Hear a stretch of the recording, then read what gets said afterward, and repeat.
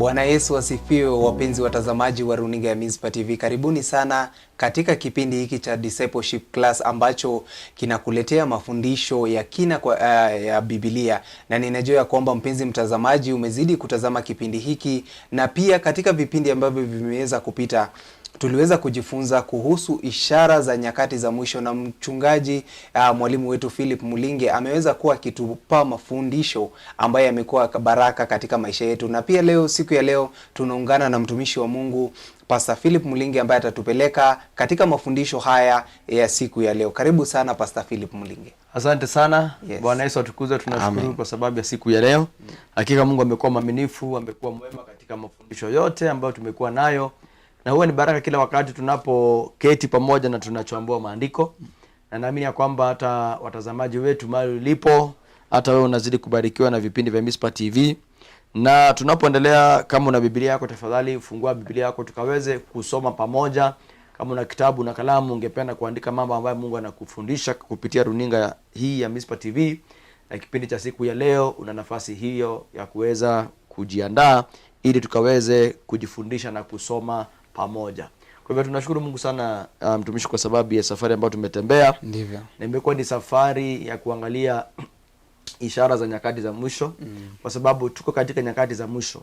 Ni vizuri kujua na kuelewa ya kwamba nyakati ambazo tunaishi ndizo zinaitwa nyakati za mwisho. Na kuna watu ambao wanasema ya kwamba hizi nyakati za mwisho wamesikia kutoka wakiwa wadogo ya kwamba nyakati za mwisho. Na ni vizuri kujua kwamba maandiko yanatuambia Mungu hajachelewa.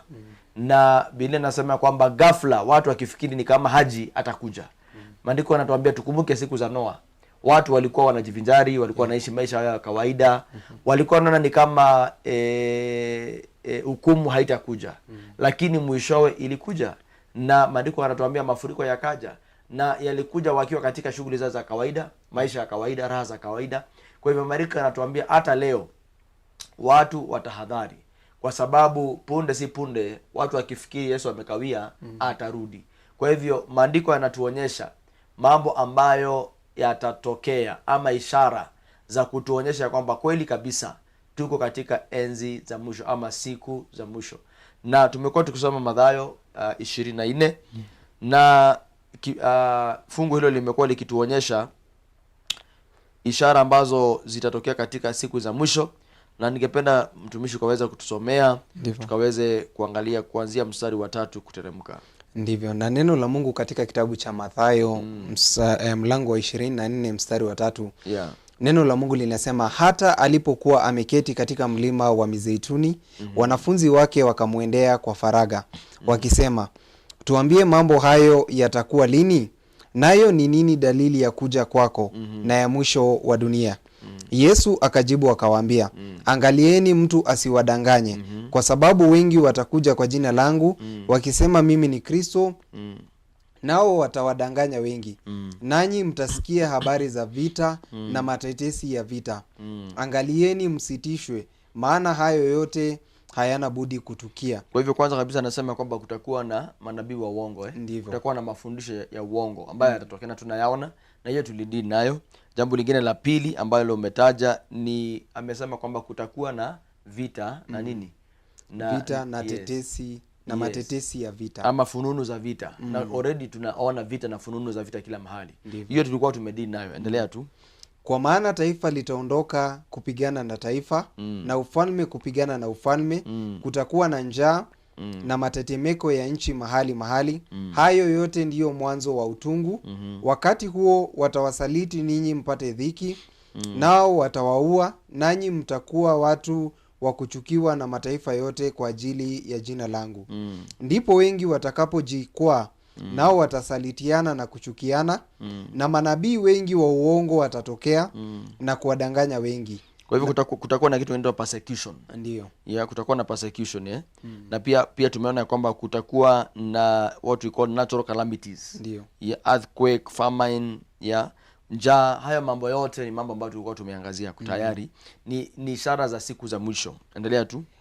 Mstari wa 12 inasema, na kwa sababu ya kuongezeka maasi upendo wa wengi utapoa. upendo wa wengi utapoa. Endelea tu. Tunasoma hadi 14. Lakini mwenye kuvumilia hata mwisho ndiye atakayeokoka. Tena habari njema ya ufalme utahubiriwa katika ulimwengu wote kuwa ushuhuda kwa mataifa yote. Hapo ndipo ule mwisho utakapokuja. Amen. Amen. Kwa hivyo tuko katika hiyo point ya mstari wa 12. Hapo ndipo tumefika. Na Yesu akasema ya kwamba upendo wa wengi utapoa. The love of many will grow cold. Na katika kipindi kilichopita tulikuwa tunajiuliza ni mambo gani ambayo hufanya watu upendo wao unapoa. Kwa hivyo upendo wa watu unaweza poa. Yaani wakati maandiko yanasema kwamba upendo wa watu utapoa, ni kumaanisha kwamba ile shauku na ile moto walikuwa nayo inaweza ikapoa. Kumbe wapendo, inawezekana mtu aokoke, apate moto ndani yake, awe na shauku na zili ya Mungu, alafu ipoe. Kwa hivyo kuna watu fikiria kwamba wakishaokoka ni hivyo. Hapana. Maandiko yanatuambia kwamba upendo wa watu unaweza poa. Bwana Yesu asifiwe. Unapata kwamba mtu ambaye alikuwa anapenda Mungu lakini huo upendo unaenda chini. Mtu ambaye alikuwa na shauku kubwa ya mambo ya Mungu, hayo mambo yanaweza poa. Hayo mambo yanaweza enda chini. Ya siku kadhaa zimepita nilikuwa naongea na mtu mmoja mahali fulani tulikutana. Na nikawa namuuliza kama ameokoka. Akaniambia mimi nimeokoka lakini nilirudi nyuma, niliondoka kwa mambo ya Mungu. Nikamuuliza nini ilifanyika? Akaniambia ni kama hiyo shauku ilipotea. Yaani hiyo moto alikuwa nayo, hiyo zile alikuwa nayo ni kama ilipotea. Mambo ya Mungu hayaungui ndani yake tena. Akisikia mambo ya Mungu asikii kusisimuka vile alikuwa anasikia. Kwa hivyo wapenda, inawezekana moto kupoa ama upendo huo wa Mungu kupoa. Kwa hivyo lazima tutahadhari, lazima tujichunge, kwa sababu the love of God can grow cold in people's lives. Na mimi naomba katika jina la Yesu Kristo kwamba mpendwa mtazamaji, kama umeokoka mahali ulipo siku ya leo, ninaomba ya kwamba Bwana anisaidie na kusaidia hata wewe, kwamba tusifike mahali ambapo upendo wa Mungu utapoa. Tusikubali upendo wa Mungu upoe. Na ili tuelewe, ni kama wakati mtu anawasha jiko, pengine anatumia makaa, anatumia kuni. Moto unapowashwa lazima uangalie usipoe. Lazima mtu akae akiongeza makaa ama akiongeza kuni, kwa sababu usipofanya hivyo huo moto utapoa. Na ndiposa Mungu aliambia makuhani katika Agano la Kale, akawaambia ya kwamba moto wa madhabahu usipoe, lakini udumu milele. Ukae ukiwaka kila wakati. That is Leviticus 6:12. Akawaambia kwamba moto wa madhabahu usipoe. Na Mungu anazungumza nasi vivyo hivyo siku ya leo. Anasema ya kwamba tusikubali moto upoe. Bwana Yesu asifiwe. Lazima ujue kuchochea moto wako wa kiroho. Lazima ujue kuchochea upendo wa Mungu ulio ndani yako na kuulinda na kuutunza. Glory be to God. We have to guard the love of God, ili huo moto usipoe, upendo usipoe. Leo kuna watu ambao wanajiuliza what happened. Wanajiuliza nini ilifanyika? Nilikuwa napenda mambo ya Mungu. Siku hizi hii ni kama hiyo shauku ilipotea. Watu wanajiuliza what happened. Na ndipo katika kipindi hiki tunakusaidia kujua ni mambo gani haya ambayo hufanya watu wanapoteza upendo wa Mungu. Kwa hivyo tuna watu kanisani ambao the secret but wanasikiaga hiyo kitu haiko.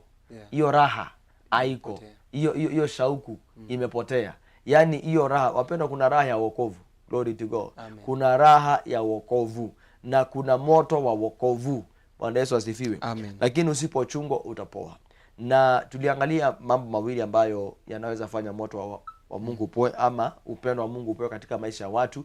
Na kitu cha kwanza ambacho tulikuwa tumeangalia, tuliona ya kwamba wrong company inaweza fanya upendo wa Mungu katika maisha ya watu upoe. Wale watu ambao unatembea na wao, usipojichunga, wanaweza tumika, wanaweza fanya moto wako upoe.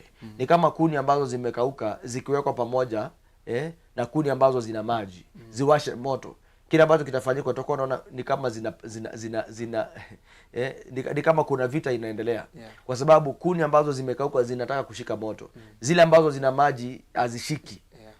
Kwa hivyo utapata hiyo maji hata inaweza ingia kwa zile kuni zingine. Kwa hivyo lazima ujichunge sana. Wale watu unatembea na wao, kama sio kuni zilizokauka, yani kama sio watu ambao wanashika moto ya Mungu kwa haraka, hao watu wanaweza fanya moto wako upoe. Kwa hivyo wrong company inaweza fanya watu wapoteze upendo wa Mungu katika maisha yao. And unfortunately leo kuna watu ambao wame ignore, wame assume the place of company. Hawajui ya kwamba ile company ambayo wana keep wale watu unazunguka na wao, unatembea na wao, especially wale watu ambao ni wa karibu. Unajua kuna watu, kuna viwango tofauti za marafiki, but we need to take care the people that come close to us. Please ensure ya kwamba ni watu ambao wanapenda Mungu, ili moto wako usipoe. Na pia tukasema ya kwamba jambo lingine ambalo linaweza fanya moto upoe ama upendo wa Mungu upoe ni kukosa kukaa katika fellowship, katika ushirika wa Wakristo. Kwa hivyo haya ni mambo ambayo yanaweza fanya moto upoe ama upendo upoe. Na siku ya leo ningependa tuangalie point nyingine ambayo hufanya watu wanapoteza upendo wa Mungu. Why do people lose the love of God in their hearts? Kwa nini watu hupoteza moto wao wa kiroho? Kwa nini upendo wa Mungu katika maisha ya watu upoa? Na sababu nyingine ambayo ni sababu ya tatu, na ndiyo point yetu ya kipindi cha leo, ni uzembe wa kiroho. Spiritual laziness. Uzembe wa kiroho. Chochote ambacho hakitiliwi maanani huwa kinadidimia. Usipozingatia, usipoweka bidii kwa chochote ufanyacho, hautapata mazao, hautapata matokeo. Wapendwa, maisha ya kiroho yanahitaji bidii. Kuna bidii inahitajika kwa mambo ya kiroho. Kuna effort inahitajika kwa mambo ya kiroho. Na ili tukaweza kuelewa hili neno, ningependa tusome katika kitabu cha Wafilipi. Tumisho tutasomea kitabu cha Wafilipi, mlango wake ni wa 2. Wafilipi mlango wake ni wa 2, mstari wake ni wa 12. That is Philippians chapter 2 and verse number 12. Neno la Mungu linasema ya kwamba basi wapendwa wangu, kama vile mlivyotii siku zote, si wakati mimi ni kuwapo tu, bali sasa zaidi sana mimi nisipokuwapo, utimizeni wokovu wenyu wenyewe kwa kuogopa na kutetemeka. Napenda kizungu inasema ya kwamba work out your own salvation. With fear and trembling. Kwa Biblia inasema kwamba work out your own salvation. Ni kama kwa lugha nyingine, fanyisha kazi wokovu wako. Mungu akisha kupa wokovu, ni jukumu lako la kufanyisha huo wokovu kazi. Kwa hivyo kuna sehemu ya Mungu, kuna jukumu la Mungu la kutuokoa, lakini pia kuna jukumu letu wapendwa la kudumisha wokovu. Bwana Yesu asifiwe sana. Amen. Kwa hivyo lazima tujue ya kwamba Mungu anatuangalia sisi tufanyishe kazi wokovu ambao tumepokea. Lazima ufanyishe kazi ili huo wokovu usije ukadidimia, ama niseme moto wa wokovu usididimia katika maisha yako. So we have to work out our salvation. Lazima ufanyishe kazi wokovu wako. Praise the name of the Lord. Amen. Kwa hivyo kuna watu ambao leo waliokoka lakini hawafanyishi kazi wokovu wao. Hawatii bidii yoyote. Hawaeki juhudi lolote katika wokovu wao. So we have to work out our salvation. Lazima tuweke bidii. Lazima ionekane ya kwamba tunatilia maanani wokovu ambao tumepewa. Praise the name of the Lord. Amen. Kwa hivyo watu wanaweza neglect. Tusome katika Waibrania mlango wa 2, kuanzia mstari wa 1. Maandiko yanatuonyesha ya kwamba watu wanaweza neglect wokovu wao. Watu wanaweza puuza. Watu wanaweza tupilia mbali wokovu wao. Watu wanaweza fika mahali wakosa kutilia maanani. Waibrania mlango wa 2. Hebu tusome tuone vile nasema. Neno la Mungu katika kitabu cha Waibrania mlango wa 2 mstari wa 1 inasema ya kwamba kwa hiyo imetupasa kuyaangalia zaidi hayo yaliyosikiwa, tusije tukayakosa. Kwa maana ikiwa lile neno lililonenwa na malaika lilikuwa imara, na kila kosa na uasi ulipata ujira wa haki. Kwa hivyo maandiko yanasema ya kwamba, napenda kizungu inasema ya kwamba therefore we ought to give to take heed to the things which we have heard, lest we divert. Maandiko yanasema ya kwamba lazima tuzingatie sana yale mambo tumesikia, injili ambayo tumesikia. Ndivyo. Ili tusije tukafanya nini? Tusije tukadivert ama tusije tukadidimia, tusije tukaineglect. Lazima tuitilie maanani. Praise the name of the Lord. Amen. Kwa hivyo uzembe wa kiroho umefanya watu wakapoteza moto wao wa kiroho. Uzembe wa kiroho umefanya watu upendo wa Mungu ukapoa katika maisha yao. Kwa hivyo kila ambacho Mungu anakusudia mpendo katika maisha yangu na katika maisha yako ni kwamba tukaweze kuweka bidii. Lazima tuweke bidii Bwana asifiwe sana. Amen. Unajua kuna watu nao ambao wanapenda wokovu ambao hauna sacrifice. Yeah? Wokovu ambao hauna gharama yoyote. Wokovu ambao hauna dhabihu yoyote. Bwana Yesu asifiwe. There is a dimension of sacrifice ambayo inahitajika katika wokovu wetu. There is a dimension of sacrifice that is needed in our Christian life. You have to pay a price somewhere. You have to pay a cost somewhere. Bwana Yesu asifiwe. Ukirealize ya kwamba haulipi gharama yoyote katika uhusiano wako na Mungu, katika kuchochea moto wako wa kiroho, basi soon and very soon huo moto utapoa, huo upendo utapoa. Kwa hivyo lazima tuweke bidii. Vile watu weka bidii katika masomo, unapata kwamba mtu anatia bidii, anaweka juhudi nyingi asianguke mitihani.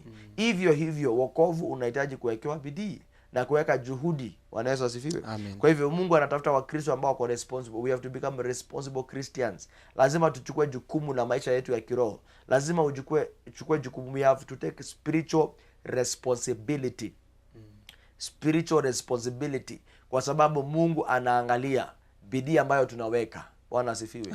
Ukiweka bidii kidogo utavuna mazao madogo ya kiroho. Ukiweka bidii nyingi utavuna zaidi. Kwa hivyo kulingana na vile ambavyo unataka kuvuna katika uhusiano wako na Mungu, basi unahitaji kuwekeza kiwango hicho. So we have to invest in our spiritual life. Leo tuna watu ambao mtumishi wana invest kwa mambo mengi sana. Lakini hawa invest katika maisha yao ya kiroho. Ndivyo. Unapata mtu anajua mpira zaidi kuliko mambo ya Mungu. Na ni jambo ambalo tunaona katika maisha ya sasa hivi, ni kwa sababu watu wengi wameweza kutoa mawazo yao kwa Mungu na wakaweza kufocus na mambo mengine ambayo yanaendelea katika dunia. Na pia hivi karibuni nimeona ya kwamba hata unapata wale watu ambao walikuwa wamekaa katika Mungu sana kwa muda mrefu, wanafika mahali wanasema ya kwamba hawamuamini huyo Mungu tena. Ni kwa sababu ya yale mambo ambayo wameanza kujihusisha nayo. Wengine wameondolewa kwa ajili ya utajiri ambao wameweza kupata, na ni jambo ambalo linaendelea pia katika Wakristo katika maeneo haya. Ndio. Kwa hivyo watu wasipoweka bidii, kwanza umetaja jambo la utajiri kubarikiwa. Kuna watu wakibarikiwa wanalegea. Wanalegea. Mtu alikuwa anaomba hata gari ya kuendanga kanisa. Lakini tangu apewe gari kanisa anachelewa. Tangu apewe gari hata kesha haendi tena. Lakini wakati alikuwa anatia bidii sana. Alikuwa anaenda kesha. Bwana asifiwe sana. Kwa hivyo ulegevu wa kiroho ni jambo ambalo ni very serious. Spiritual laziness. People can neglect their spiritual life. Kwa hivyo wapendwa, vile unazidi kubarikiwa na Mungu na vile Mungu anazidi kujibu maombi yako na kukusaidia, hivyo lazima tudumishe bidii ya kumtafuta Mungu. Lazima tudumishe hiyo bidii ya kukaa katika njia za Mungu. Kwa hivyo lazima mara kwa mara ufanye spiritual evaluation ya maisha yako. Ujiulize, je, moto wangu unapoa ama unaongezeka? Lazima utilie maanani maisha yako ya kiroho, ili usifike mahali ambapo utajipata umeanguka bila kujua, because it is usually a slow fade. Inazanga pole mtu anajipata alianguka. Kwa hivyo lazima tudumishe moto wetu wa kiroho. Kwa hivyo nimesema kwamba siri ni kuweka bidii.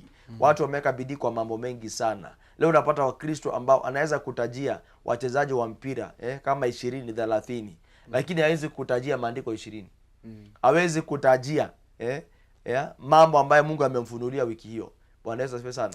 Ukiketi naye kuzungumza, hana kitu anaweza toa. Habubujiki na ufunuo wa mambo ya Mungu. Lakini unapata kwamba anabubujika na ufunuo wa mambo mengi. Leo kuna Wakristo ambao wanaweza lala usiku mzima kutoka saa 3 usiku hadi saa 11 asubuhi wakiona sinema baada ya sinema. Listen, what you invest in, that is where your heart will be. Bwana asifiwe sana. Na pia niongeze sema kwamba kile ambacho mahali una invest utavuna hapo. So ukiinvest kwa sinema utavuna kutoka wapi? Deposit utapata ya kwamba kila wakati mawazo yako yanashinda yakicheza kanda ya hizo sinema umekuwa ukiona. What is happening? Sasa unavuna kile umekuwa ukiinvest. Lakini ukiinvest kwa mambo ya Mungu, utarealize ya kwamba mambo ya Mungu ndio ambayo unavuna katika maisha yako. So where are you placing your investment? What do you do with your time? Lazima ujiulize hivyo. unatumia muda wako kufanya nini, kwa sababu kile unapanda ndicho ambacho utavuna. Kwa hivyo kuna Wakristo wanataka kuvuna presence ya Mungu lakini hawapandi kwa presence ya Mungu. Wanataka kuvuna utukufu wa Mungu lakini hawapandi kwa utukufu wa Mungu. Wanataka kuvuna ishara na miujiza lakini hawapandi kwa mambo ya Mungu. So where you spend your time matters. Bwana Yesu asifiwe.